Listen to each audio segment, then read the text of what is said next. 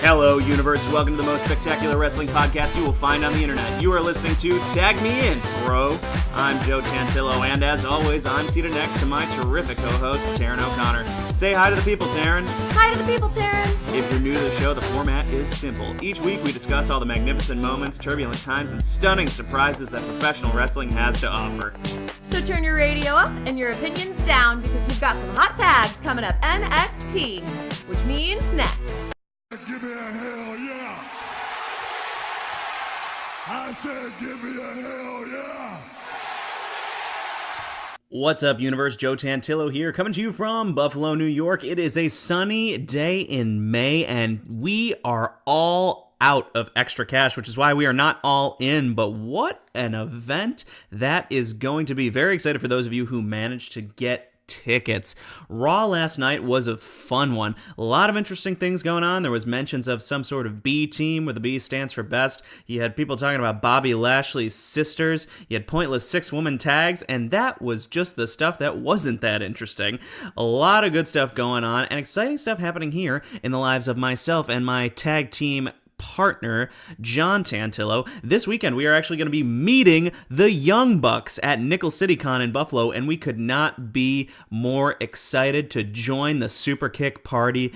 Literally freaking out. The Young Bucks are some of our favorite wrestlers in the entire world, and we get to meet them and take a selfie with them this weekend.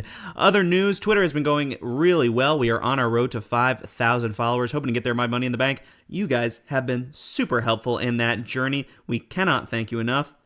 Keep those follows coming. Be sure to always spread the good word of Tag Me In, bro, to all of your friends who enjoy professional wrestling and your friends who don't enjoy professional wrestling, because we will convert them and make them fans, and then you'll have more people to watch pay-per-views with. And who doesn't want that? Also, if you could go on iTunes and give us a 5-star rating, it is much appreciated. iTunes gives preferential treatment to those shows with 5-star ratings, so it helps us out a ton.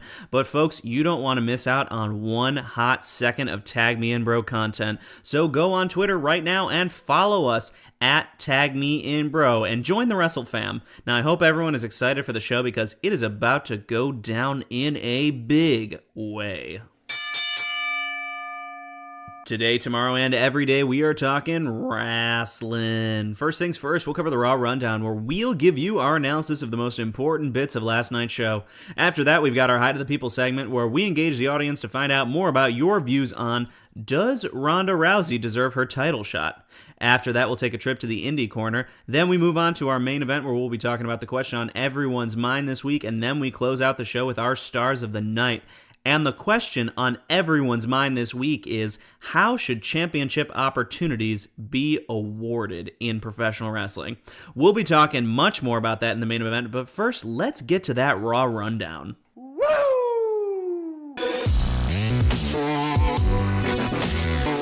Here are the only 5 things you need to know about Monday Night Raw this week. Number 5, Rollins versus Owens. Number 4, Bank on Bliss. Number 3, Glorious in the Bank. Number 2, KO Money. And number 1, Ronda, number 1 contender.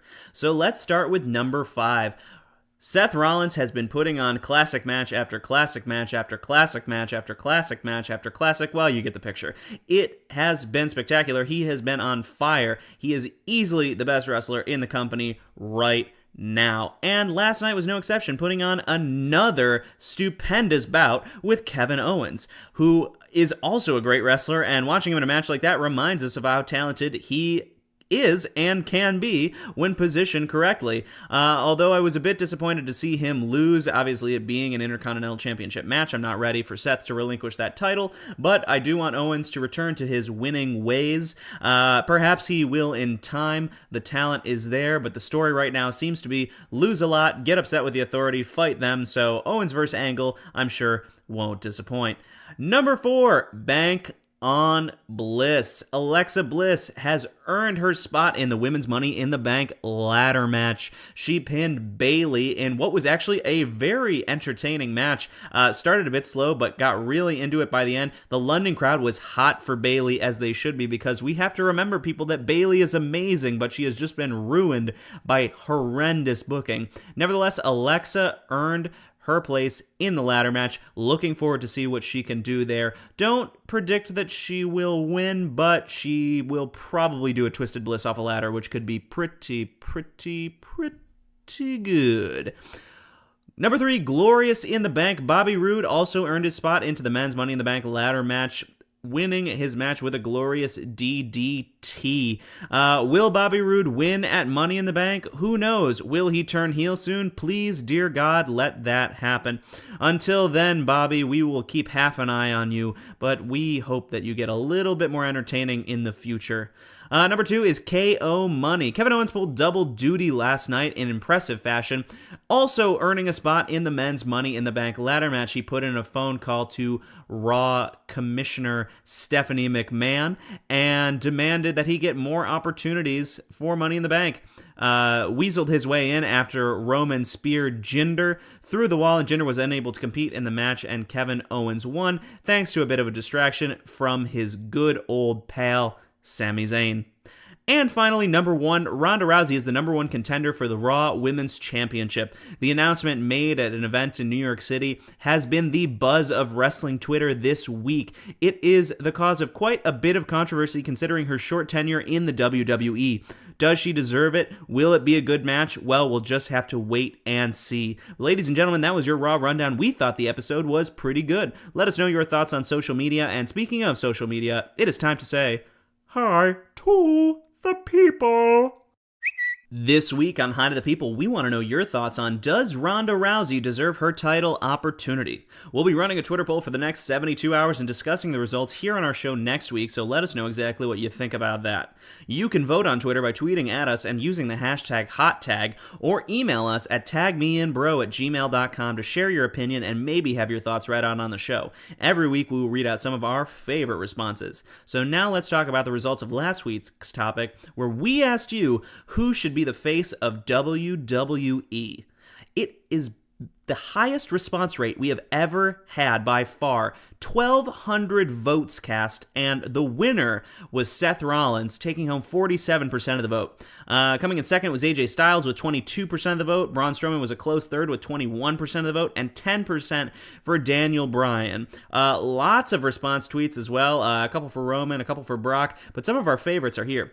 Eric Connor at Undead Angel 1987 said, I personally feel it should be Balor. It looked like that's where they were priming for before his injury, and I feel like he could really succeed as the company's face.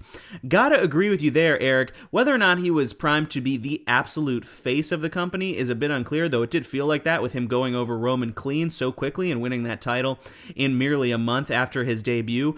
However, other people have been pushed quickly before. It doesn't necessarily mean he would be at the top, but I think he could command the respect that the face of the company would need to command. He has the wrestling ability, he has the charisma, and he has the merchandising skills. Those demon t-shirts fly off the shelves and the little kids love it, so that would have been a great choice. Frankie J at Frankie33J said, The Miz.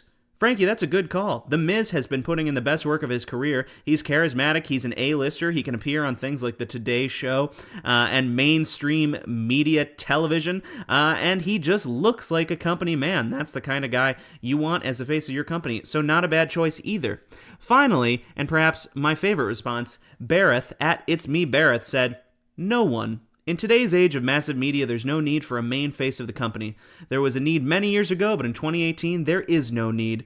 Gotta say, it's a really good point. With Twitter, Instagram, you name it, everybody can be the face of the company and do their part to promote the brand. You don't necessarily need a Hulk Hogan or The Rock anymore. So thank you, Bareth, for that thoughts.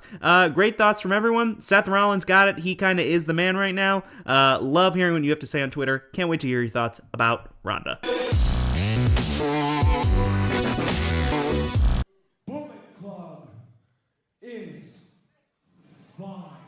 Let's take a quick spin to the Indie Corner. This week on the Indie Corner, we are talking All In, a sellout in 29 minutes and 36 seconds. Cody Rhodes was told it couldn't be done, and yet he has done it, selling out a 10,000-seat show with no main brand by his side. Him and the Young Bucks really believed it could happen. They said, give us 3 months to promote it and we will do it. And they did it in 29 minutes and 36 seconds, people. This is a great day, a revolutionary day for independent wrestling. And if you don't support independent wrestling, that's okay. But you really, really should. There is a lot of great content out there outside of WWE. It's different, but it's all so interesting and worth your time if you are a fan of professional wrestling.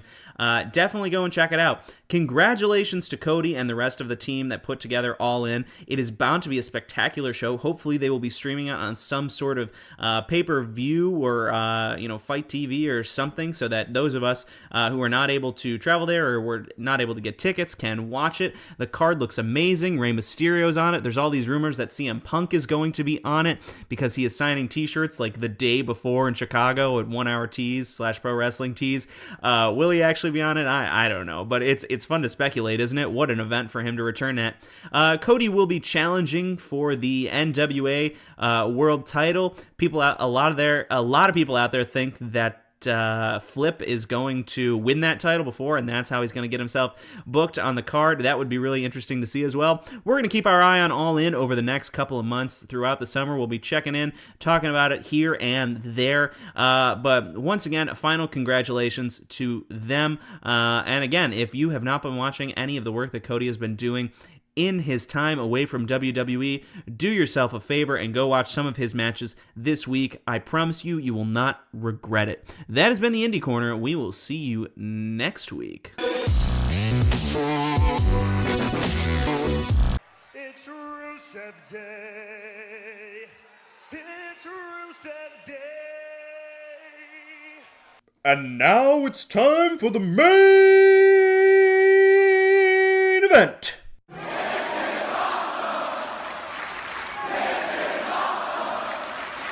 Today in the main event, we're talking about how should WWE Championship opportunities be awarded, or Pro Wrestling Championship opportunities in general. Joining me, as always, is my tag team partner and partner in crime, my real-life bro from the same mo, John Tantillo, at BFLO Codebreaker on Twitter. Say hi to the people, John. Hello. Another week, another failed introduction from you, you stupid friggin' goddamn you. I bring you on my show and you embarrass me in front of the fans. That is no way to treat your fellow tag team champion. I am the hot tag in this tag team champion duo. Even though you made the correct prediction that Roman was going to win, that put us over the top. And yet somehow I am the leader. I am the Michaels. You are the Jannetty. Jannetty beat Michaels for the Intercontinental Championship, you dumb bitch. Shut your face, shut your face. Anyway, let's talk about how championship opportunities should be awarded in professional wrestling, and WWE in particular, because Ronda Rousey has been seemingly gifted a championship opportunity out of nowhere. Now, the champion Nia Jax did approach her and say, I specifically want to fight you. And Ronda said, I don't feel that I deserve this opportunity. However, she did not turn it down, because that wouldn't make sense. But John, let's start with, what do you think about this? So, personally, I am excited for the match. I think it will be an interesting matchup just based on Ronda's strength and the size difference. But I'm not a huge fan of how the match actually came to be. I don't like that Nia was just like, hey, you're pretty strong, but I'm stronger than you, so let's fight. Yeah, let me ask you a question. Do you know that you look like you're a pretty strong guy, and you can make me fight me? You think you can fight me? You can't fight me.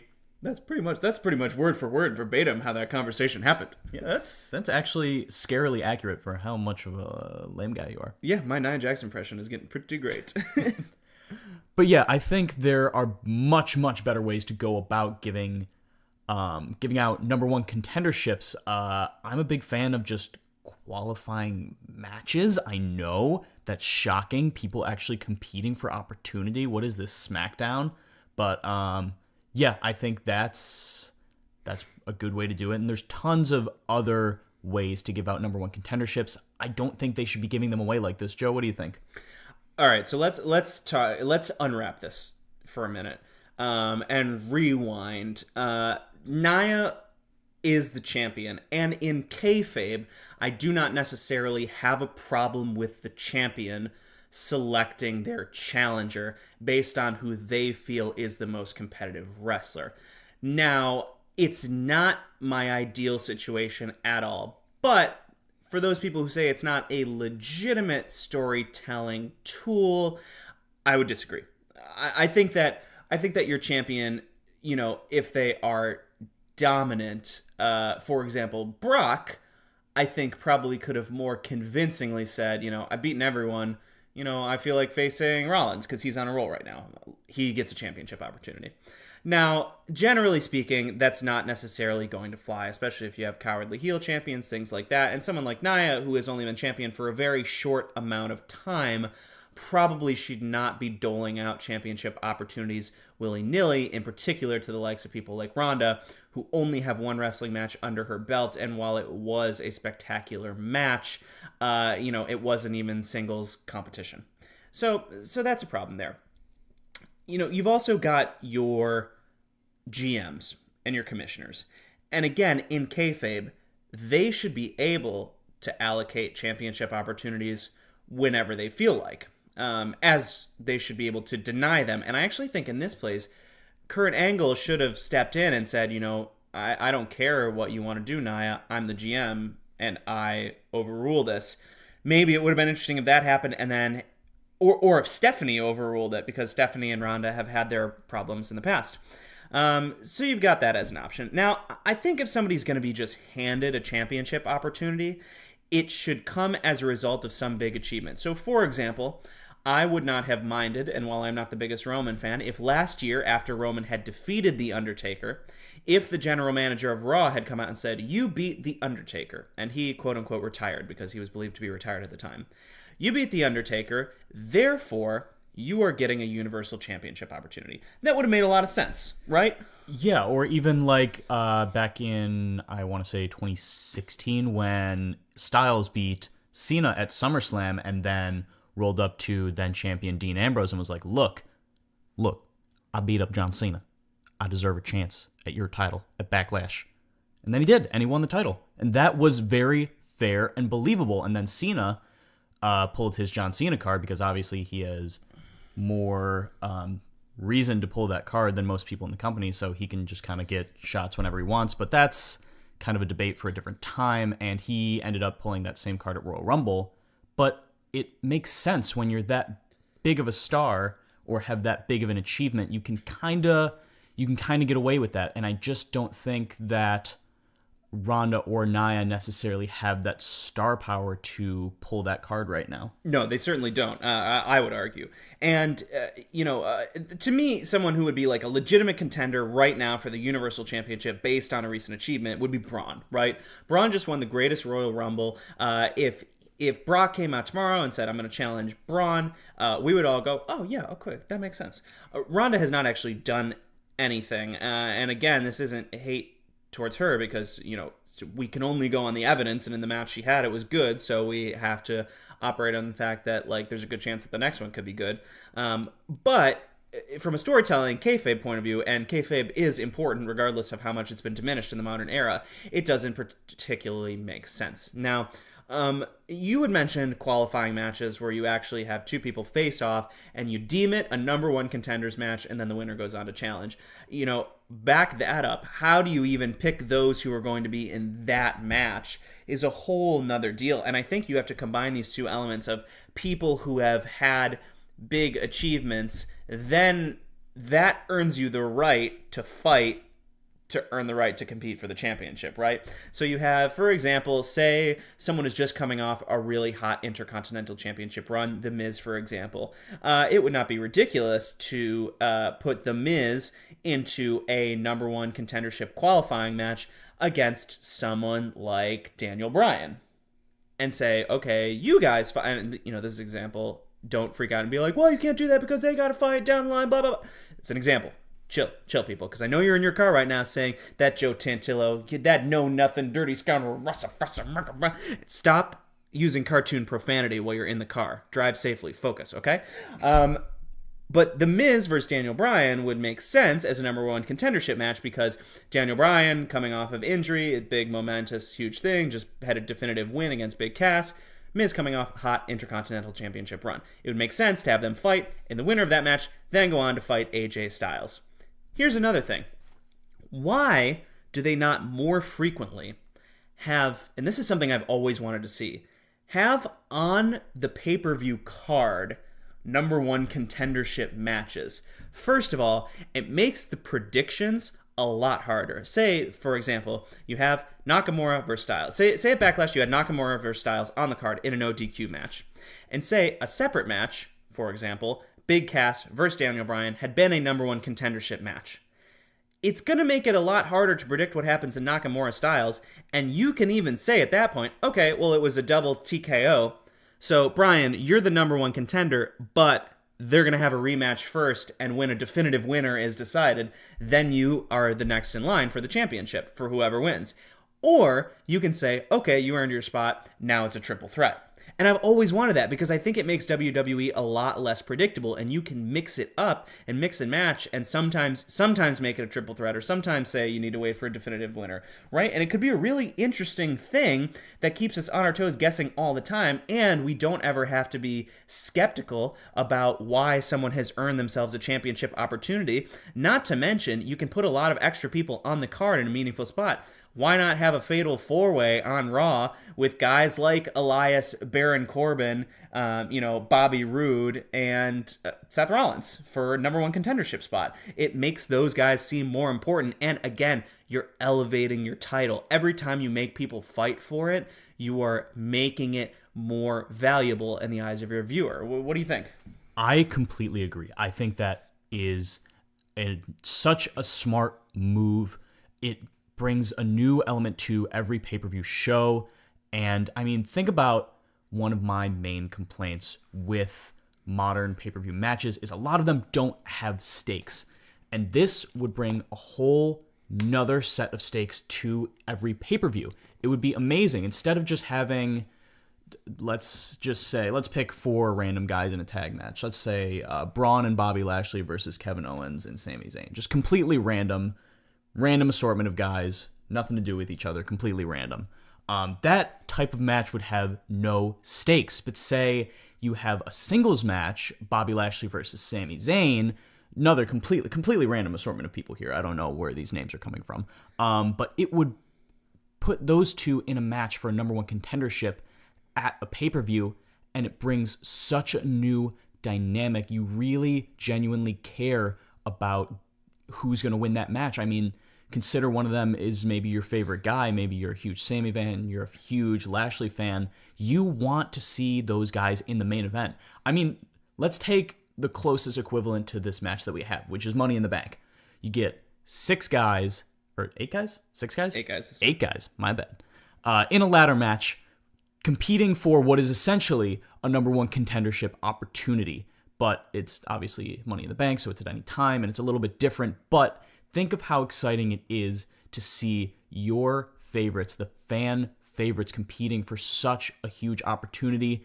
I mean, the pops when the likes of Dolph Ziggler, The Miz, Daniel Bryan have won, Dean Ambrose won, people that we may have thought would never be able to become world champion, and it makes you genuinely care. But even just being in the match, like, remember when Cesaro was in the match back in 2016 when he was on his really hot single streak? And people were like, wow, Cesaro is being valued, and it makes him feel like more of a competitor.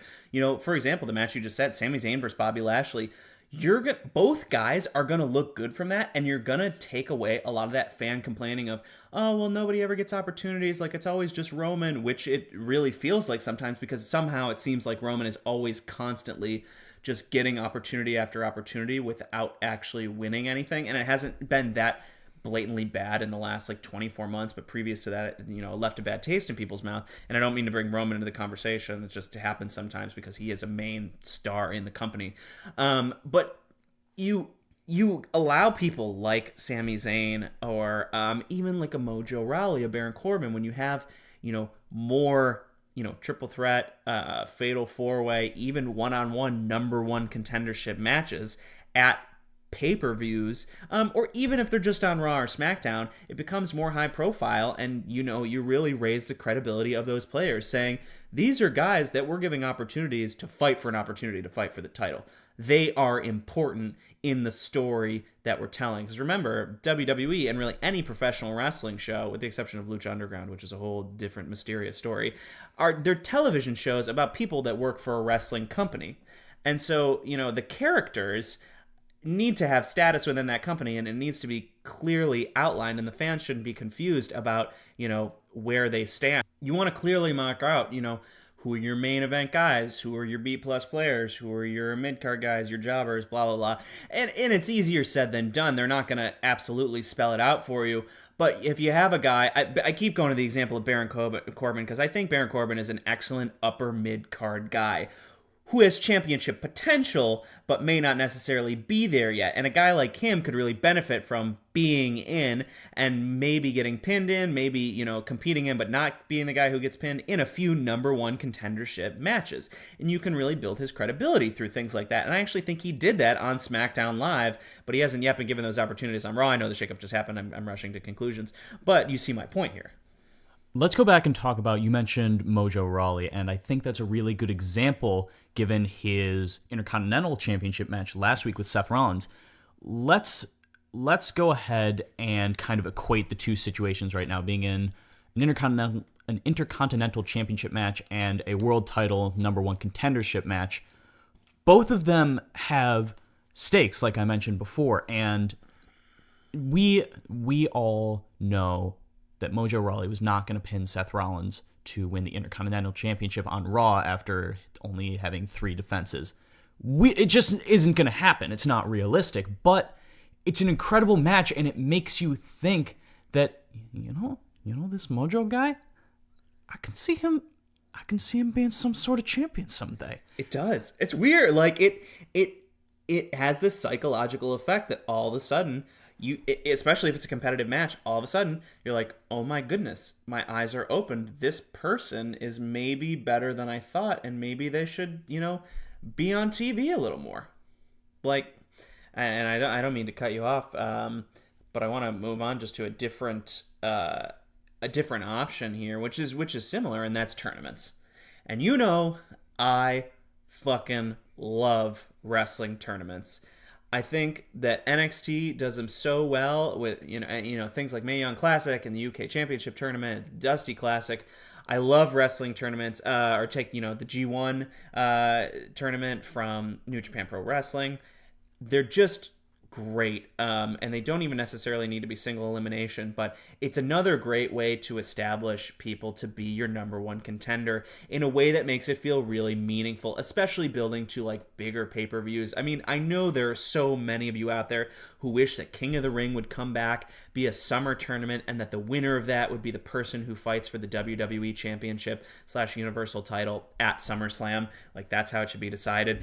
It would be so great, and the match would just have so much build and be so credible, and it would be just a fun thing, and they could do Queen of the Ring and King of the Ring at the same time, a whole fun summer of tournament action. You feel that usually the summer episodes of Raw and SmackDown, lag a bit. It would give you something to look forward to every single week, and I just wish they would utilize it. And I know Vince McMahon doesn't like the word tournament, apparently, but call it a, eliminator or whatever you want to do.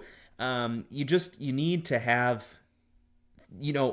opportunities awarded in a way that builds credibility for your stars. And we talked about a fair few today. You have your tournaments, you have your qualifying, your straight up qualifying matches, you have, commissioners and GMs awarding them to those who have just achieved something monumental / putting those who have just achieved something monumental into said qualifying match or into tournament, give them a bye in the first round. There are quite a few options to choose from. And yet WWE quite often just seems to kind of hand out the opportunities for no apparent reason. And they don't need to do that. And they don't always make the mistake, but when they do, it really stands out, because in a world where there are so many choices, and I'm sure there are a bunch we didn't even touch on, why just have your champion, off of TV say, hey, you wanna fight for this fucking title over here? Come here. Come at me, bro. Come on. It's annoying. It's annoying when you hear people talking like that. Yeah, the news broke in the middle of the day on a Monday as well, which is like, what? Yeah, just bizarre. Just bizarre. But yeah, I think we'll leave it at that, and I'm really eager to hear the thoughts of you guys at home. What you think about how number one contenders should be decided. And again, it doesn't have to be just in WWE. Use examples from other companies. Use examples that you've come up with on your own. But let us know. Tweet at us. Use the hashtag #HotTag. Always interested to hear what you guys have to say. That was a really great discussion. John, thank you for joining me as always. And let's finish the show the way that we do every single week with our stars of the night. Nobody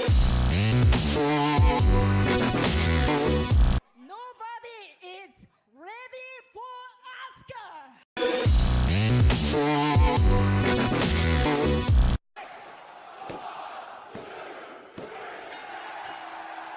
Here are our stars of the night for Monday Night Raw, May 14th, 2018 edition. You just made the list.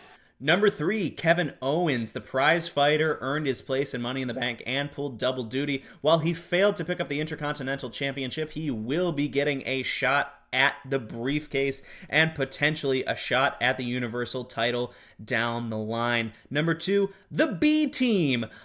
Curtis Axel and Bo Dallas have renamed themselves and re-debuted as the B Team, and the B stands for the best. This tag team's going to be hilarious. Keep your eyes peeled, folks. It's going to be great. They were super entertaining last night. They already had a standing ovation and the whole crowd cheering for the B Team.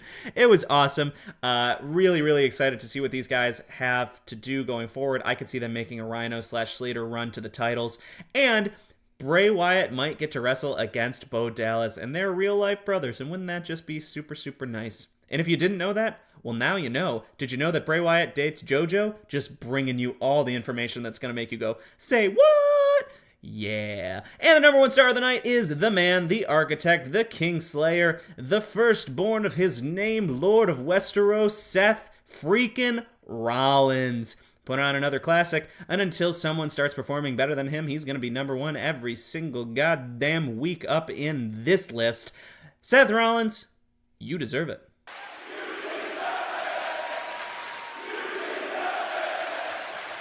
Well, that will do it for us here at Tag Me In Bro. Be sure to follow us on Twitter at Tag Me In Bro and on Instagram, Wrestling Fashion, and subscribe to the podcast on iTunes or Podbean. We're also on YouTube. We're on Spotify. We're on iHeartRadio. We're on TuneIn. There's a load of ways you can listen to us. Make sure that you are every single week, and if your friends aren't, tell them to do it as well. As always, we're eager to hear your thoughts, comments, questions, answers, so please let us know what you liked, what you hated, and what you could give a fuck about. For my co-host, John Tantillo, I have been Joe Tantillo. Thanks for listening to Tag Me In Bro, and we will see you tomorrow for SmackDown Live. Goodbye, Universe. Goodbye, Universe.